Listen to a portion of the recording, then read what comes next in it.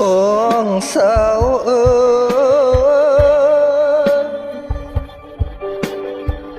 แล้วคันสิบอกเลิกพี่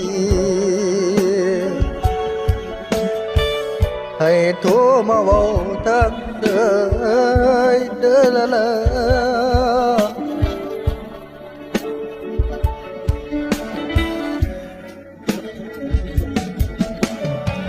และคันสิเอ่ยคำลา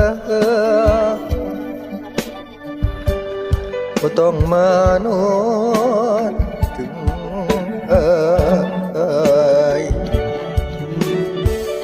และอย่าพาเขามาไกลหูแน่เด้อหัวใจว่าคนพายมันอ่อนแอโอ้ยเด้อน้องโอ้ยเด้อน้อ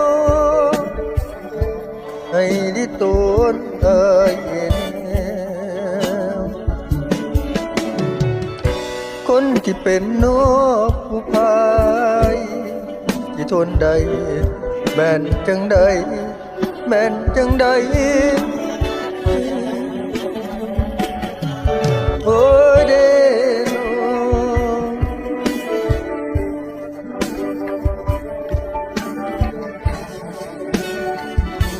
โอ้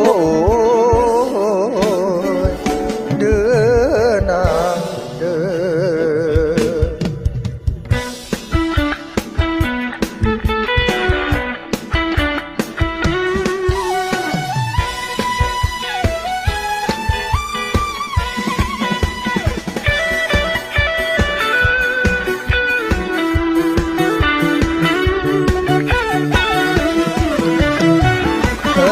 จะลา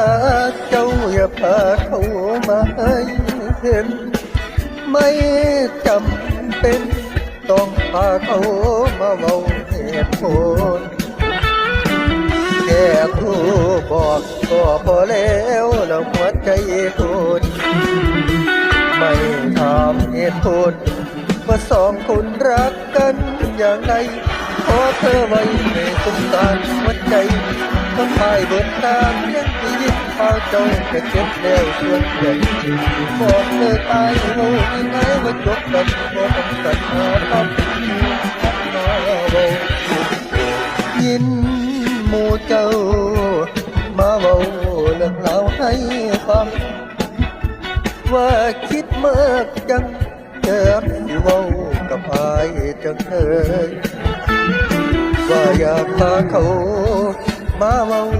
ให้อายเศร้าเลยขอบคุณเลย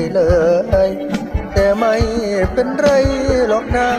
ขอเวลาบางที่เสียใจไปถ้าไม่เริ่มต้องการใจอายปวดก็ได้แรงทำได้ต่อไม่ตรีแต่มันไปหายดีไม่ทำใจยามใจวุ่น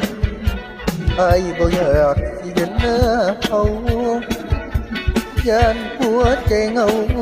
มันสิกลั้นน้ำตาบ่ไหวบ่เป็นหยังดอกบ่อยากบอกใครก็ดีใจโอ้หมดความหมายแค่นี้ก็ดีมากพอจำได้ทอดเสียใจจังแลกันนั้นขอหักแค่คดีด้วยสมใจถ้าจะได้เพียงเอาสมน้ำใจที่ความหมายเดียวกันว่าเป็นของตนเอง